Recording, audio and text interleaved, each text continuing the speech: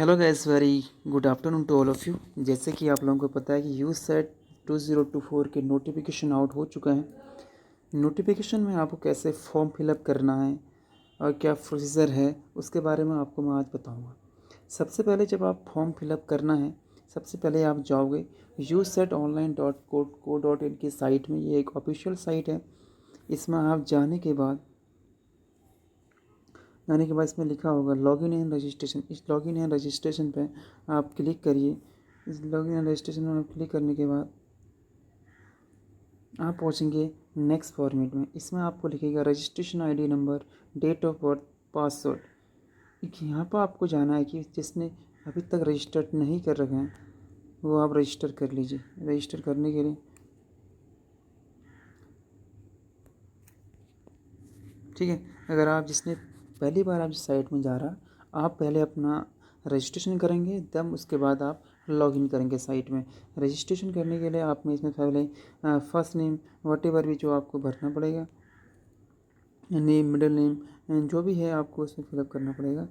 Last में आप इसमें date of birth, password confirm करने के बाद इसमें आप रजिस्टर कर लीजिए। रजिस्टर करने के बाद आपको मैसेज मिलेगा कुमाऊं यूनिवर्सिटी की साइट की ओर से।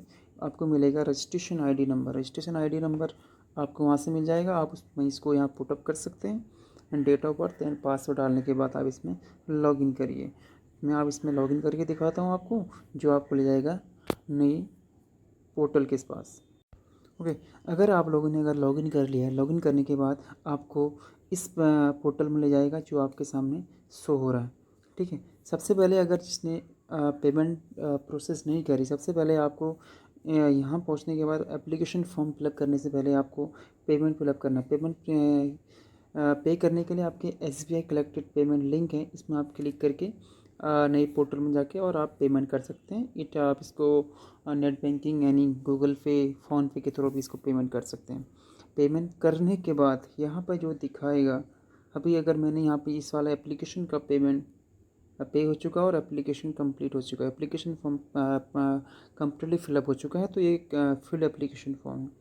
तो इसमें आपको दिखाएगा, इसने अगर ये पहली बार यहाँ पर साइट में जाने के बाद यहाँ पर आपको दिखाएगा bank reference ID.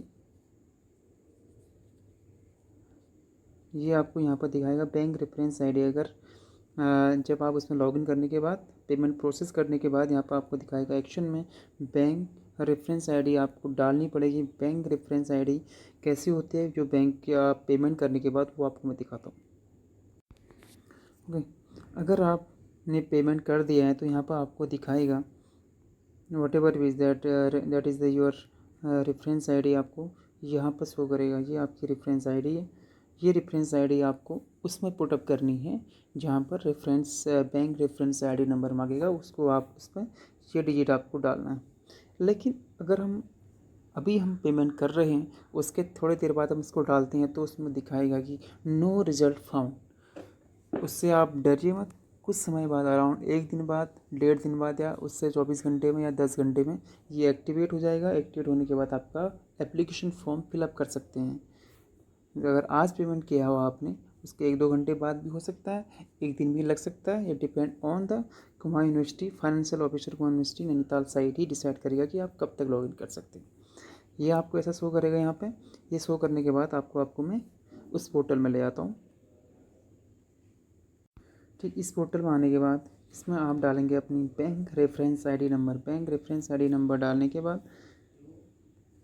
ID number आप डालेंगे तो आपको एप्लीकेशन फॉर्म की ओर ले आएगा। यहाँ पर एप्लीकेशन फॉर्म आएगा। एप्लीकेशन फॉर्म आप फिलअप करेंगे। एप्लीकेशन फॉर्म फिलअप में आप में जो पहले से आपने भरेगा वो फिलअप नहीं करना है। उसके बाद आपको इसमें अपनी फ़ोटो एंड सिग्नेचर जो साइज़ के हिसाब से उसमें डालना है। और उसके बाद आपने पेमेंट आपने पहले से कर चुके हैं और 3 सेंटर आपको डालने हैं। एज़ पर विजिबिलिटी आप डाल सकते हैं। उसके करने के बाद आपका एप्लीकेशन फॉर्म कंप्लीट हो जाएगा। Then you go for the final submission. Thank you. अगर कोई डाउट है तो आप कमेंट में मुझसे पूछ सकते हैं। जय हिंद।